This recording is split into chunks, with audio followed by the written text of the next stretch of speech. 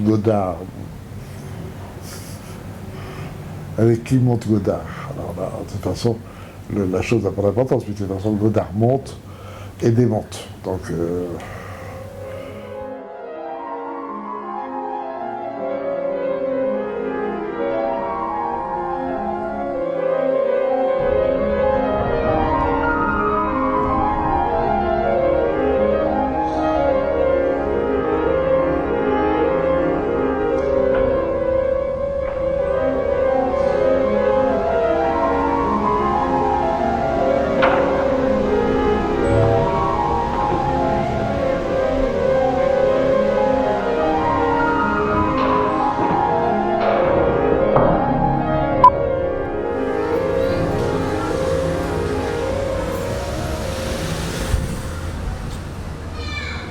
Bonjour, bienvenue au numéro 2 de Lumière, consacré aujourd'hui à Paris vu par, qui est un film à sketch collectif, où l'on retrouve comme metteur en scène, réalisateur, Godard, Rouche, Chabrol, Paulet et Jean Douchet, qui est notre invité aujourd'hui. Alors, Paris vu par est donc un film collectif à sketch, où chacun des réalisateurs qui participent au film a choisi un quartier et on retrouve le Paris d'après-guerre qui est en transformation au début des années 60. Est-ce que vous pouvez nous parler de la jeunesse du projet et de sa place dans l'aventure qu'était la Nouvelle Vague? oui, c'est assez simple. Tout ça est une histoire de cinéphilie. Barbet Schroeder est très jeune quand je le rencontre à la Cinémathèque, il doit avoir, je sais pas, 18 ans, un truc comme ça. Bon, je sens quelqu'un qui est passionné par le cinéma, je l'introduis dans le bureau des cahiers, Félix, il fait la connaissance de Romer, devient très admiratif et en même temps très habile de Romer, et en même temps, et de plus en plus, il a de l'ambition d'entrer dans le cinéma, mais avec une optique précise. D'abord être producteur et ensuite devenir réalisateur. C'est ce qu'il va faire d'ailleurs. Alors d'abord, il faut fonder une maison de production. Il avait, je sais pas, 21 ou 22 ans. Et heureusement, sa mère, qui est d'origine allemande, un très beau tableau de Naudelet qui est un des grands peintres du début du siècle, et il hypothèque pour fonder les Films du Losange, demande à Romer d'en faire partie. Bon, moi je fais partie un tout petit peu. Bref, il pose ses bases, et à ce moment-là, pour concrétiser son projet, il pense qu'il serait bon de faire un film avec un film à sketch, ce qui coûte quand même beaucoup moins cher, ce qui permet d'avoir les avances sur recettes pour les courts-métrages, donc ça fait 6 courts-métrages, donc ça permet de financer le film, et évidemment de demander aux gens qui ont fait la Nouvelle Vague de participer à ce film. Le film se conçoit, mais sans Rivette et sans Truffaut. Bon, ça c'est la même chose. Mais en revanche, en gardant les 3 autres des cahiers du cinéma qui ont fait la Nouvelle Vague, c'est-à-dire Romer, Chabrol et Godard, plus Rouge, qui est quand même reconnu par la Nouvelle Vague, enfin en tout cas par les cahiers, comme un peu le fondateur, et la suite logique de Rossellini. Il y a Rossellini, il y a Rouge, et il y aura la Nouvelle Vague. C'est la même lignée, la même pensée, la concrétisation de la même conception du cinéma. Donc, Barbet se met en route et les films vont se faire les uns après les autres, mais avec des conditions. Prendre tout ce qu'a pas inventé, mais à instaurer la Nouvelle Vague, c'est-à-dire toute la technique la plus légère, la plus nouvelle possible. Donc caméra portable très légère, son direct, etc. Enfin bon, toutes ces conditions-là, 16 mm évidemment, pas d'opérateur, en opérateur bien sûr, mais pas d'électricien, tout ça, technique la plus minime, donc être témoin d'un Paris daté. Le problème du temps était très, très important dans la conception de la nouvelle vague, et Rohmer y tenait énormément. Alors, ce côté daté, c'est-à-dire, malgré tout, les changements en train de se produire, mais en même temps aussi les non-changements qui vont se produire plus tard, ce qui est logique. Donc, et chacun est libre de son sujet. Et chacun a pris en fin de compte un Paris qu'il connaissait bien ou qui l'intéressait, etc. Donc c'est comme ça que ça s'est produit. C'est donc tout à fait logique que Chabrol prenne le 16e arrondissement, que Jean Daniel prenne justement le côté un peu peuple, qui est la rue Saint-Denis. Bon, moi j'ai pris le Saint-Germain parce que je connaissais bien, c'était le quartier de ma jeunesse. Bon, donc si vous voulez, chacun avait son Paris. Et ses habitants, en effet, à son quartier, et inventant une histoire qui exprime ce quartier. Donc, sur le scénario, chacun était libre, totalement libre, c'est un dialogue. Parmi les conditions, je ne sais pas, donc 16 mm, etc., on va parler, noir et blanc et tout le reste. Aussi, une autre condition qui était imposée, pas d'acteur professionnel. Ça, cette condition ne sera pas respectée par un syndicat.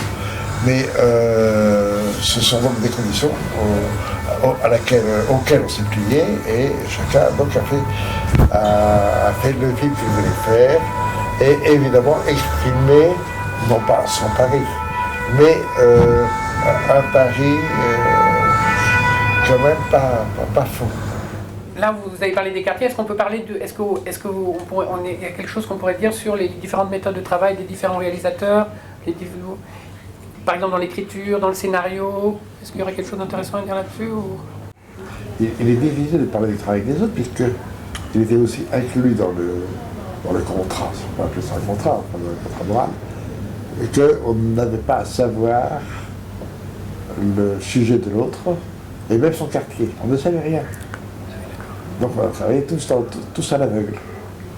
Donc ça s'est fait comme ça, mais en même temps, les conditions qu'on nous donnait à suivre obligeaient de certaine façon un certain rapport.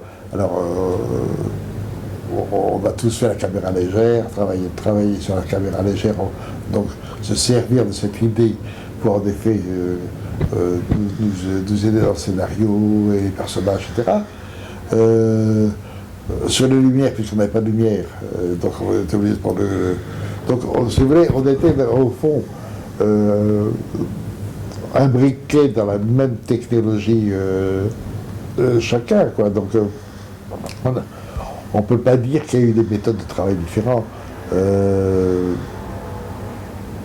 Bon. Finalement, c'était très professionnel, en fin de compte, chacun. Et en plus, on avait quand même aussi, techniquement, on avait chacun un chef opérateur et un ingénieur du son. Donc, on ne peut pas dire qu'on était nombreux, on était trois. Alors, moi, j'ai eu la malchance de tomber sur Nestor Almendros comme opérateur, donc on ne s'en sort pas trop mal dans ces cas-là. Je crois que Paulet a pris justement quelqu'un avec qui il avait l'habitude de travailler aussi. Je ne sais plus, alors là je ne sais plus. Je ne me souviens plus de tous les noms Oui. Mais et le son n'a pas été réellement là. Là aussi, on n'a pas tenu le contrat parce que le son encore en 1911, à cette époque-là en 1963, n'était pas totalement libéré.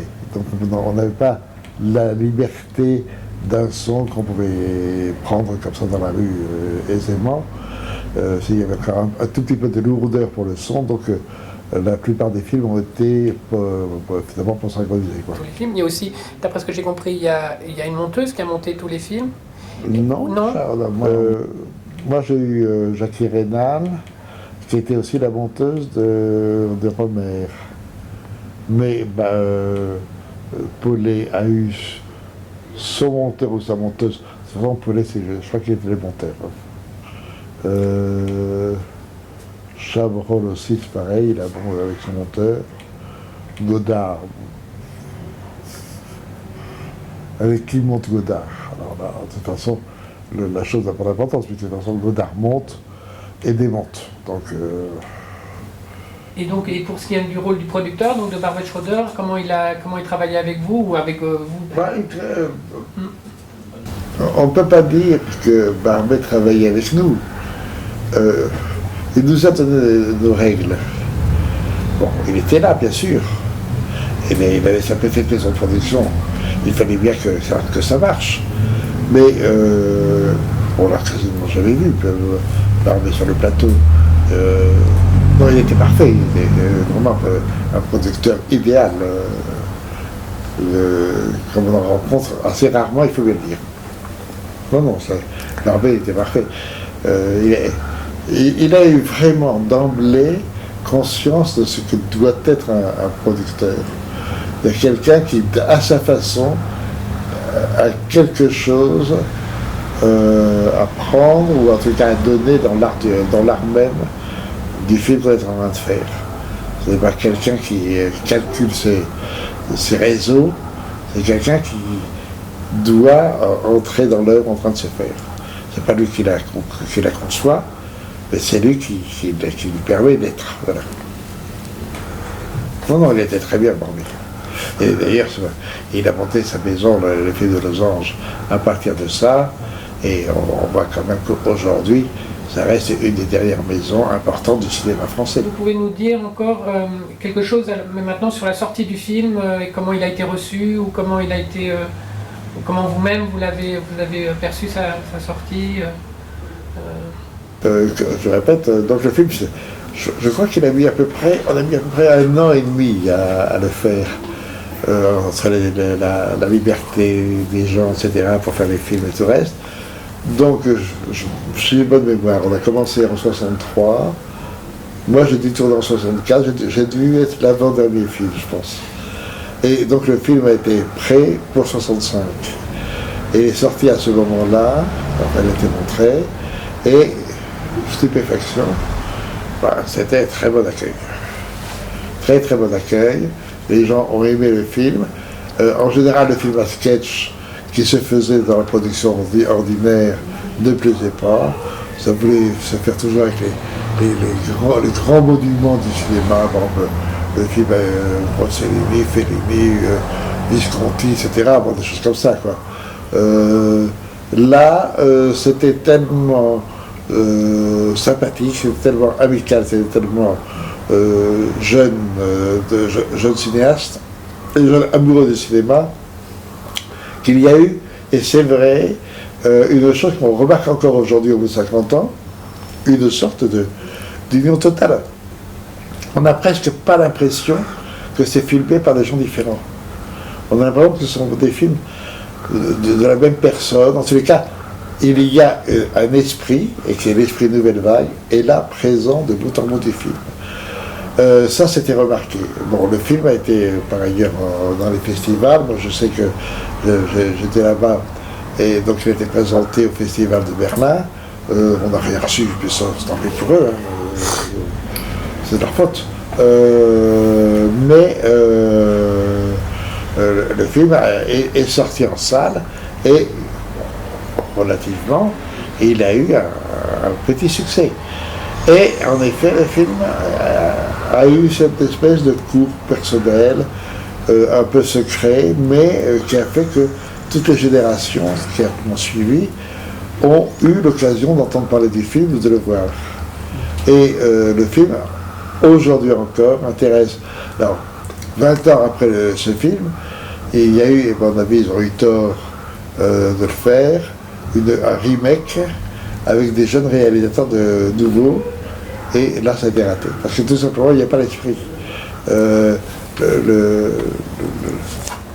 Comment dirais-je, le projet, c'était pour une époque, c'était ce moment-là précis, des circonstances précises, c'est-à-dire le refaire 20 ans après, non, c'est pas possible, c'est la ressusciter, ça ne marche pas.